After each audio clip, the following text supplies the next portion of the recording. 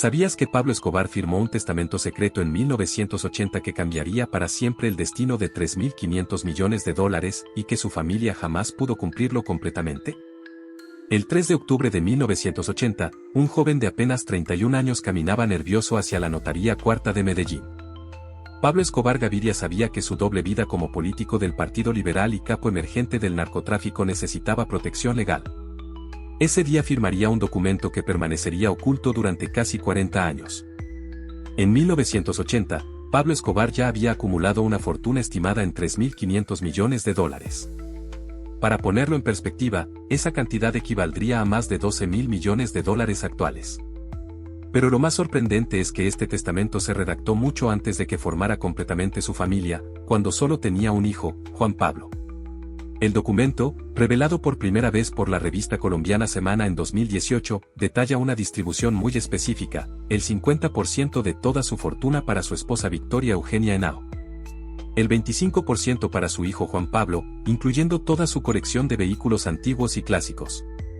Del 25% restante, el 99% para sus padres Abel y Hermilda. Y solo el 1% para su tía Luzmila Gaviria. Escobar incluso consideró la posibilidad de tener una hija. En el testamento especificó que, de nacer una niña, recibiría el 25% que marcaba la ley, pero solo en bienes, muebles, enseres, porcelanas, adornos y electrodomésticos. Una cláusula que revelaría la mentalidad machista de la época. Lo que más impacta del documento es el inventario completo de obras de arte que poseía en 1980, 2 esculturas de Salvador Dalí, una obra de Rodin, otra de Grau Araujo, un carboncillo de Fernando Botero. Más de 20 obras de valor incalculable que quería repartir entre su familia, pero que el gobierno colombiano decomisó y vendió años después.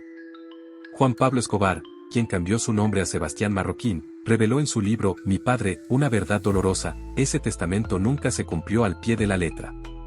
Según él, tras varias reuniones familiares, los parientes entendieron que Pablo les había dejado solo el 12,5% de los bienes, y sobre esa base estructuraron acuerdos privados.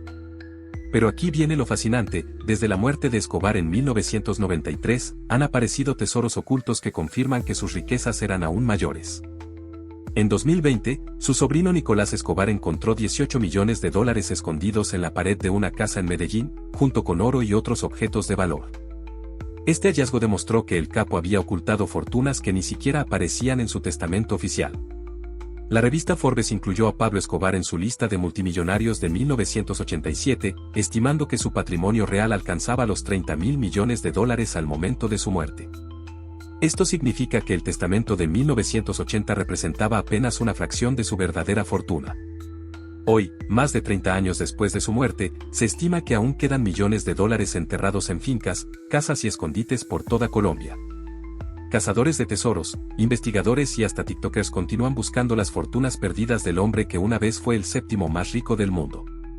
El testamento secreto de Pablo Escobar no solo reveló cómo quería distribuir su fortuna, sino que demostró que ni siquiera él mismo conocía completamente la magnitud de las riquezas que había acumulado.